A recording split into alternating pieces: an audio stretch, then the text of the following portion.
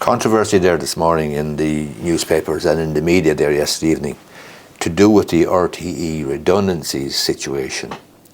An ex-chief financial officer got a very good, an exit package, a redundancy exit package, but apparently it didn't go through the proper channels in terms of being signed off and so on. In fact, it appears to have been signed off by the D. Forbes, who's unavailable for comment.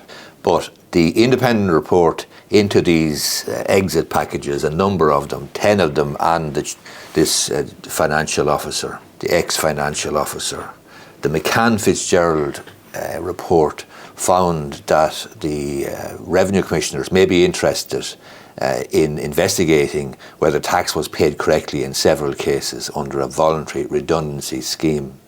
This is very important because they have found that they didn't believe that the packages would qualify as genuine redundancy situations, in which case they don't attract the various exemptions or the exemption for redundancy package. So the independent report, just to be clear about it, from McCann Fitzgerald solicitors says that the report into the exit packages paid to RTE staff under a voluntary redundancy scheme, they've said that the revenue commissioners may wish to investigate whether tax was paid correctly in cases or not, and revenue have refused to comment on individual cases.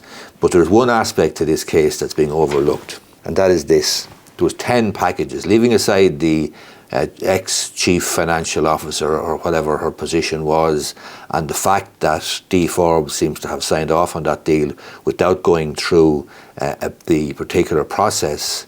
The packages for the 10 employees could be problematic, and something that many people will probably overlook because they're not familiar with the situation is this. In every redundancy package, there's going to be an agreement, a severance or termination agreement, which will be signed by the employer and the employee. And in that agreement, generally, the standard operating procedure is, the standard sort of a clause or term is that the tax or the payment will be made in the most tax efficient way permissible by law. And that gives rise to the question of whether the person, the recipient, the employee has an entitlement to the exemption on termination of employment. There is certain exemptions. There's a lifetime exemption of up to €200,000. But in addition to that, there's always, in the standard termination or severance agreements, there is always a clause in it in which the employee indemnifies the employer against any tax liability arising. In other words, the employer will say, we will pay this in the most tax efficient way possible, but in another clause, the employee will be giving an indemnity to the employer in respect of any underpayment of tax. And if in this particular case, revenue commissioners investigate and revenue commissioners find that there weren't genuine redundancies, or there weren't redundancies which would attract and be entitled to the exemption, well then there is an outstanding tax liability in respect of these 10 payments and perhaps the chief financial officer's payment as well. But in relation to the 10, I'm saying that if the agreement, the severance agreement, was a standard sort of an agreement, the likelihood is that the employee signed that agreement giving an indemnity to RTE in respect of underpaid tax. So if the crap hits the crapola, if the crap hits the fan basically, then and if RTE want to, on behalf of the taxpayer, go after the individual employees who were recipients of these packages, well then, if it's a standard sort of a termination or severance package agreement, and if that clause is in it, in which the employee, the recipient of the money, gives an indemnity to RTE, well then RTE are entitled to, in my view, recover the money from the employees in question. So the revenue commissioners may take the view, according to the report, and this is the McCann Fitzgerald report. McCann Fitzgerald are a big firm of solicitors.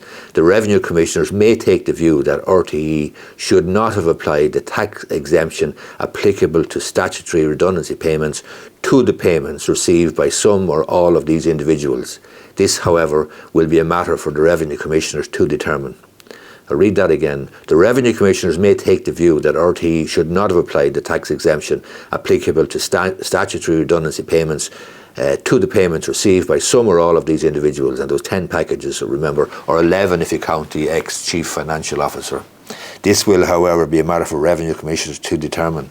The finding related to the income tax that potentially should have been paid on €223,000 made in exit payments to 10 individuals. When asked if Revenue was examining the matter, a spokeswoman said the authority was precluded from commenting on the tax affairs of individuals or organisations. What I'm saying here quite clearly is that in a standard termination agreement, there is the clause making provision for the payment being made in the most tax efficient way permissible by law, but there's also an indemnity given by the employee to the employer in respect of any underpayment. And if the Revenue Commissioners find that the income tax that potentially should have been paid on $223,000 made in exit payments to 10 individuals, then it'll be interesting to see who coughs up to the Revenue Commissioners. Will it be RTE, in other words you and me, the taxpayer, or will it be the individuals who received a tax exemption to which they may not have been entitled? I don't know that, but I do know what I see in ordinary, everyday, standard severance package or termination agreements.